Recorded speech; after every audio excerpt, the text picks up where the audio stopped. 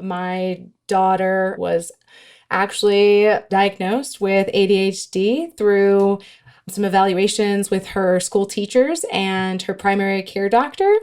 We decided that she was going to be put on medication for it as well. And going through that entire process with the evaluation and the questions that they were asking, I slowly started to realize that I had a lot of those traits, and I knew I needed to get myself evaluated. From the Understood Podcast Network, this is ADHD Aha, a podcast where people share the moment when it finally clicked that they or someone they know has ADHD. My name is Laura Key. I'm the editorial director here at Understood. And as someone who's had my own ADHD aha moment, I'll be your host.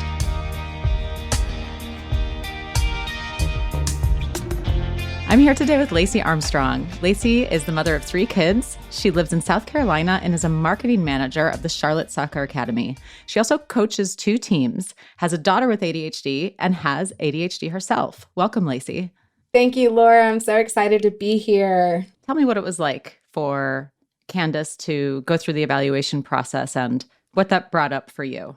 Yeah, so it was super interesting. It was also really hard and difficult to deal with, but she was having a lot of issues in grade school as far as reading and paying attention, forgetting everything. And so for years, we worked with her teachers on doing just some behavior modification things, extra checklists, sitting in front of the class. Her teachers would give her extra time on tests. And when we really realized that it was not working and we were having her evaluated with her primary doctor, ADHD came into the picture. And so we realized that, yeah, she was diagnosed with ADHD. And I mean, it was multiple visits. People think, oh, you just got diagnosed. No, it was like multiple visits to the doctors, multiple things that the teachers had to fill out and give to the doctors to let them know what they were experiencing in the classroom as far as her attention span and her being able to finish tasks without having to be told multiple times.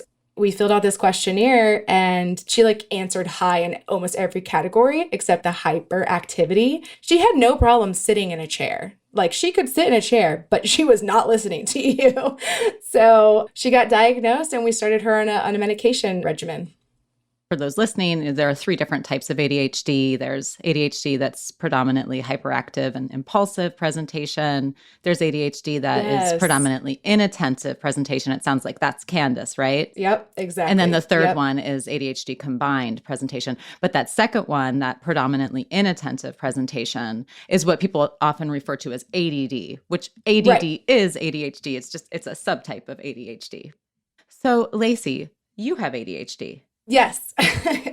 So going through those questions with Candace, I started realizing these questions that maybe she wasn't answering as far as the fidgeting goes and the feeling like you're on a motor and you're constantly on the go. Maybe she answered those. No, she wasn't like that. I was, though, 100%. But then you also have to add in, I also lose things all the time. I start a task before I finish the other one. I have to be reminded of what I'm doing constantly. I get hyper fixated on certain hobbies. So as we're going through this questionnaire with her doctors, I was like, oh my gosh, I feel like my world is just kind of opening up and I'm understanding myself. And when the doctors even asked, they're like, is anyone in your family ADHD or ADD? And I was like, I probably am. I don't know. I've never been diagnosed.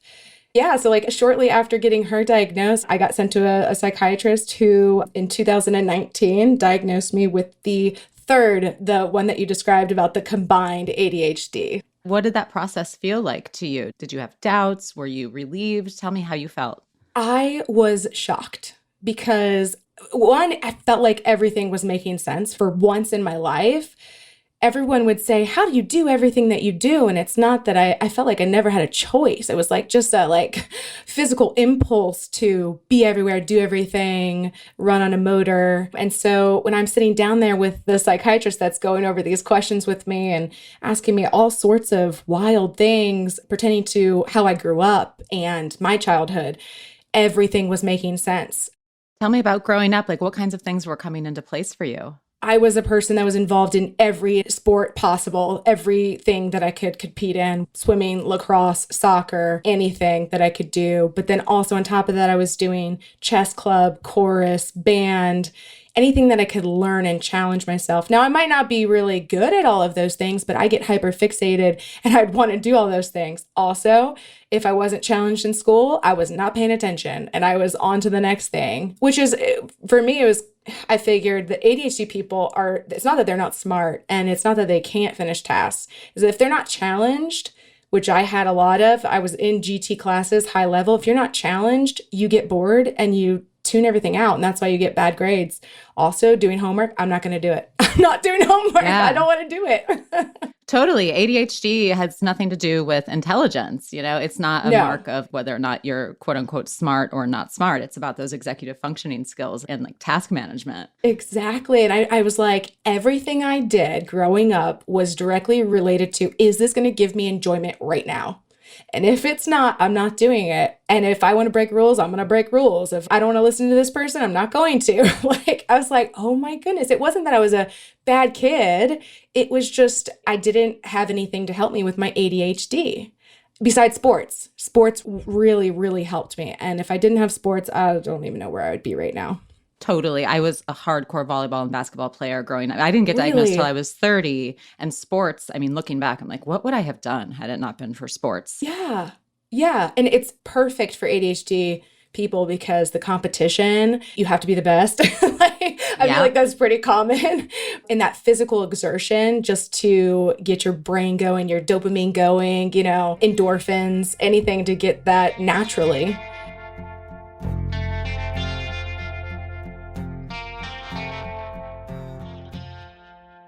Looking back, I realized that I didn't have a lot of friends. I didn't have many close friends. I always felt like kind of an outsider. And I've talked to a lot of ADHD people that say that that's very common for them. I felt like I never got along with people or they didn't ever understand me. Well, tell me more about that. What is it that you think was causing that, or what do you think they didn't get? I don't know. It could just be anxiety overall, but I just always felt like I never fit in. And I don't know if it was just my mind was constantly thinking while people were talking to me. So I couldn't be in the moment. That was something that I found out later too. It was like someone was talking to me, but I could not pay attention to what they were saying. I was listening to what was going on in the background. And I remember that was getting worse and worse as I was getting older. And I was like, there's got to be something to stop that. But I feel like maybe me not fitting in was I never was really in the moment. My brain was just constantly going. Yeah, I relate to that. I had a high school guidance counselor who I'm still close with today. She's just a wonderful woman. When I told her much later in life that I have ADHD, she's like, Laura, I remember this time that we were trying to talk to you or interview you for something, and you were running around because you couldn't figure out where you had left your backpack, and you were freaking out because you didn't know where your backpack was, and nobody could get you to pay attention to them because you were so hyper focused on finding your backpack. She's one of those people who when she retells a story, she'll tell it to you every single time you talk to her. I love. And she reminds me of that every single time. And to me, it wasn't noticeable, but to her, it just stuck out. That's really funny that you say that about the backpack, because if I'm looking for something or I need to do something and then, my kids are asking me things or my husband is asking me things, oh my gosh. I can't focus right now. Okay. I feel like that came out of my mouth exactly the way that you said it. Yes. And if there's too much noise, if there's too many people asking me too many questions, it's like my temper just goes through the roof. It's crazy. And I'm like, now that I'm aware, I tell my husband or my kids, I'm like, hey guys, I'm getting a little overwhelmed. And they're like, uh-oh. They're like, stop, don't talk to mom. Good for you. Oh my God, Lacey, I do the exact same thing. My kids are 3 and 5 and they're like, mom's getting upset. I'm it's like, oh, okay, all right, we'll be quiet. Oh, just for 1 second, I can't even hear myself think. I know. And it's poor things because my time that I get to spend with them is after work, obviously, and when they're back from school and preschool, and my medication has worn off at that point. So it's I really have to rein it in if I'm going to be on with them. Yes. And not only you have to deal with mom guilt, because now you're like, I really do want to spend time with them. And I really do want to hear about their day. And I do want to listen to their little stories about whatever they want to say.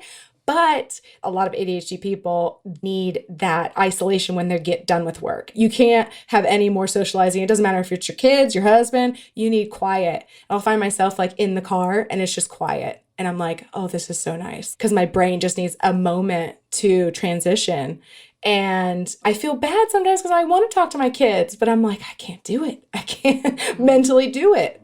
I know. God, I'm going to stop saying how much I'm relating to what you're saying because it's going to sound like a broken record. But man, like I get so excited all day to see my kids when they come home. But that time when they're home and I'm finishing work, I just need to walk away. And bless my husband. He's amazing and he knows.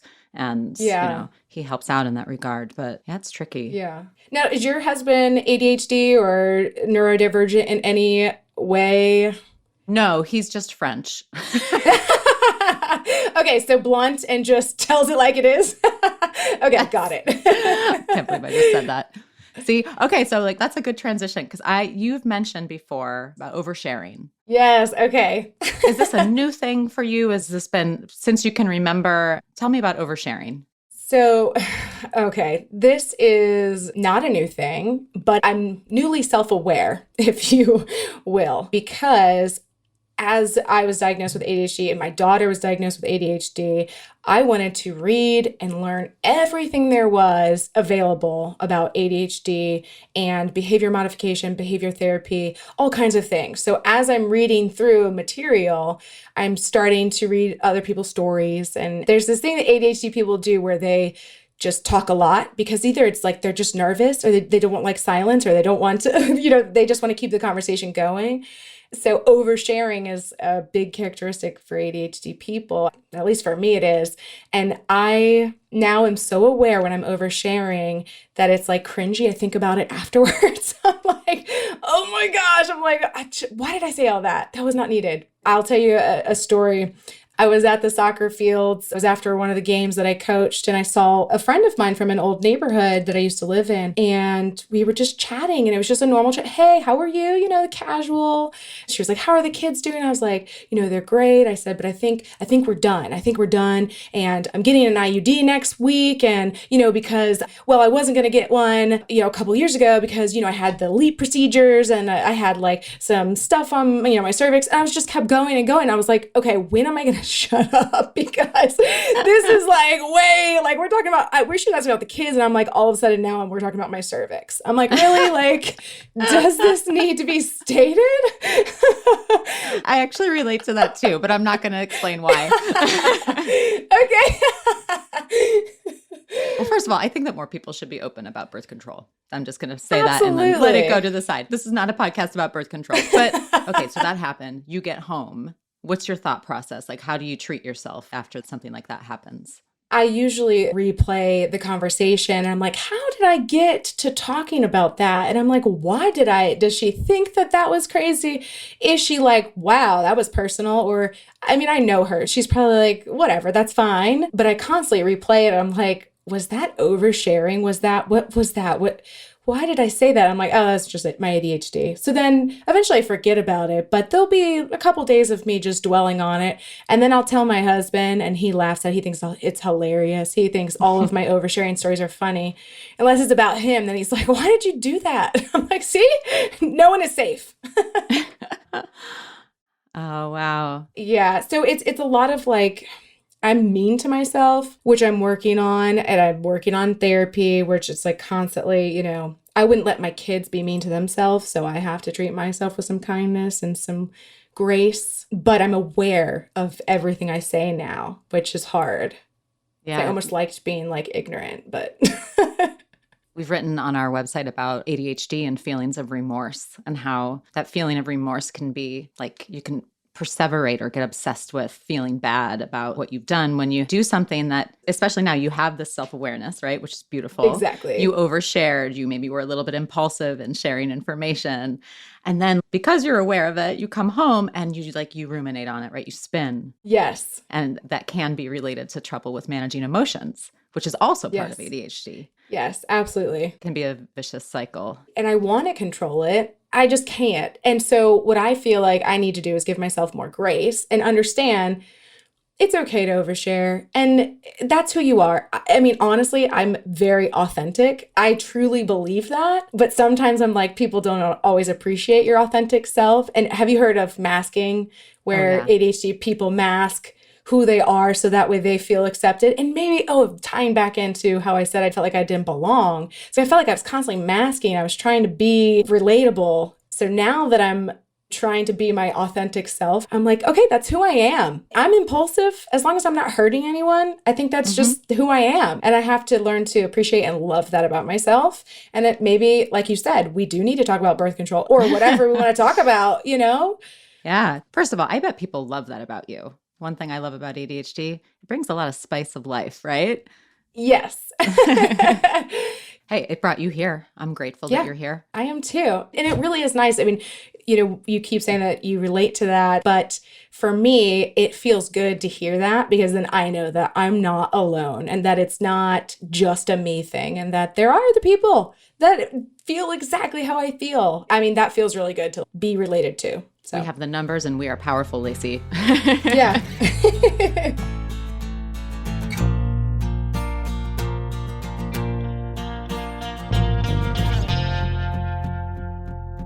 I want to talk more about Candace, and I want to hear about your relationship with Candace. Does she know that you have ADHD as well? Yes. I remember telling her that I was going to go get tested for ADHD as well. And she was like, "You are?" She was very excited for me. And I feel like we've been closer since I was diagnosed. And now we can both talk about, we've had medicine increases, both of us, because I started on a very low dose and it's only been, 3 years. And she started on a low dose. We've had medicine increases. And medicine isn't the end. It's not the key to ADHD. It's just something to help you, right? It's just a tool. And so we still have a lot of things that we forget and that we can't correct. We just have to be aware of it. And so when she forgets things, like the other day, literally, my husband went to go pick up her soccer bag from her dad's house. She gets back to the house and her cleats aren't in the bag. So then we have to go back to the house to go get it.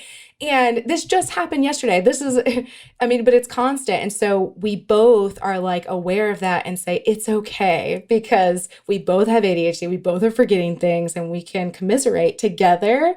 So it definitely has brought us closer. I look back on it now and I'm very thankful that I was diagnosed later in life to be able to tell her, like, it's all good. It doesn't mean that there's anything wrong with you. It's just something that we're going to both work on together. And we laugh at each other a lot. That's awesome. You have that little shorthand. Yes, we do. And we'll be like, oh, my ADHD is acting up again. And and she laughs. And even my younger kids, like, they laugh. And my middle child's very serious. And he will say, does it make you sad that you have ADHD and that you forget everything? Aww. And I'm like, no. I'm like, because I forget sometimes that I have ADHD. So no, no, it doesn't make me sad. Lacey, it was so nice to have you here. Seriously, it's so much fun to talk to. I relate to so much of your story. Thanks for coming by. Same, likewise. It was so nice to talk to someone that relates to everything that I'm going through. So thank you for having me and letting me be a part of your podcast. You've been listening to ADHD Aha from the Understood Podcast Network. You can listen and subscribe to ADHD Aha on Apple, Spotify, or anywhere you get your podcasts. And if you like what you heard today, tell someone about the show. We rely on listeners like you to reach and support more people. And if you want to share your own aha moment, email us at adhdaha@understood.org. I'd love to hear from you. You can go to u.org/ADHD-AHA to find details on each episode and related resources. That's the letter U as in understood.org/ADHD-AHA. Understood is a nonprofit and social impact organization. We have no affiliation with pharmaceutical companies. Learn more at understood.org/mission. ADHD Aha is produced by Jessamine Molly. Say hi, Jessamine. Hi, everyone. Justin D. Wright created our music. Seth Melnick and Brianna Berry are our production directors. Scott Koshier is our creative director. And I'm your host, Laura Key, editorial director at Understood. Thanks so much for listening.